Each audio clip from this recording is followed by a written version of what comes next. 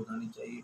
हमारे महाराजगंज के साथी अभी हमारे राधेश्याम गुप्ता जी मठ में जाकर के, आदरणीय गोरखनाथ मठ में जाकर के, जो वहाँ के मैनेजर हैं, जो वहाँ के डायरेक्टर हैं, जो पूरी तरह से देखते हैं, उनसे अनुरोध किया है। उनकी बात पहले मुख्यमंत्री से एक बार हो चुकी है, दोबारा बात कराने के लिए हम लोगों ने प्रयास किया।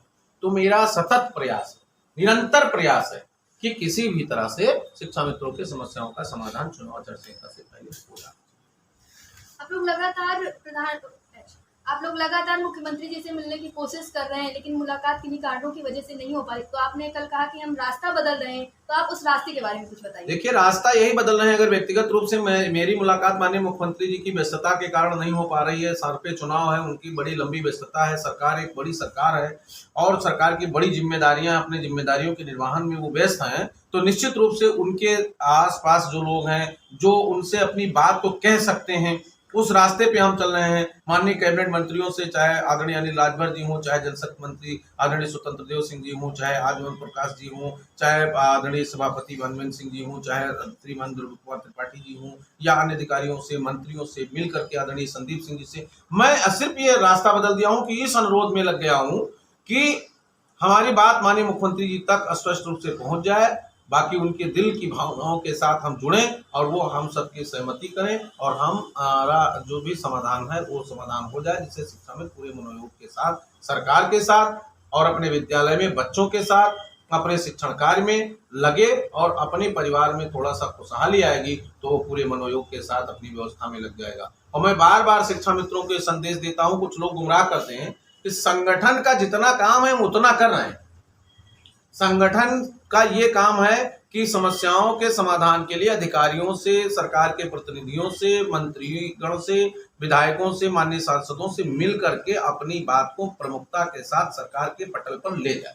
ये हमारे पूरे जिलाध्यक्ष साथी, हमारी पूरी टीम, हमारे महामंत्री जी, हमारे कोषाध्यक्ष जी, हमारे अरविंद भाई वर्मा जी, सब लोग लगे। अब किसका किसका नाम गिनाऊं, जो जहां है वो वहीं लगा है। अभी गोंडा जाएंगे, गोंडा के लोग खड़े हो जाएंगे, अम्बेडकर नगर जाएंगे, अम्बेडकर नगर के लोग घेरे हुए हैं, बनारस के लोग घेरे हुए हैं। पूरे प्रदेश में एक व्यवस्था मैंने संचालित कर दिया है कि माननीय मुख्यमंत्री जी या सरकार के प्रतिनिधि कहीं जाएंगे तो हम उनका सम्मान करेंगे, स्वागत करेंगे, उसके बाद अपना अनुरोध करेंगे कि हमारी समस्याओं का निदान आप करिए। तो गुमराह कर रहे हैं लोग, अब नहीं होगा, निश्चित रूप से होगा। इस नई वीडियो में, ये वीडियो आप सभी शिक्षा मित्र साथियों के लिए बेहद ही महत्वपूर्ण होने वाली है। इस वीडियो में आपके बीच में वर्तमान की एक काफ़ी ज़्यादा बड़ी खबर साझा करेंगे। ये खबर आपके अस्थायीकरण के पॉइंट ऑफ व्यू से काफ़ी ज़्यादा महत्वपूर्ण है, तो सभी साथी वीडियो को पूरा देखें। चैनल को अभी तक आपने सब्सक्राइब नहीं किया है तो तुरंत ही इसे सब्सक्राइब भी कर लें। अब चलते हैं अपडेट पर। आज नहीं तो कल होगा, निश्चित होगा शिक्षा मित्रों की समस्याओं का समाधान।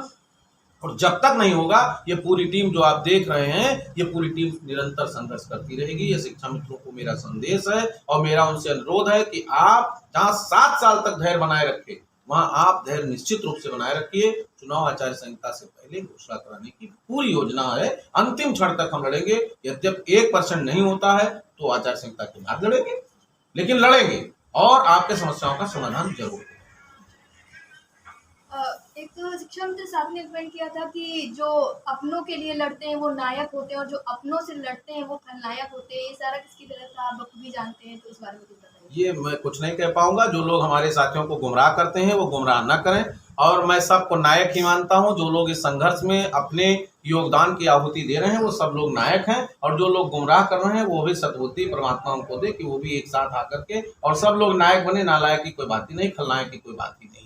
सब लोग हमारे साथी हैं, सब पढ़े लिखे हैं, प्रबुद्ध हैं, अध्यापक हैं, अध्यापक की श्रेणी में आते हैं। इसलिए अध्यापक शिक्षक शब्द से बना है और शिक्षक शब्द का बहुत बड़ा महत्व है।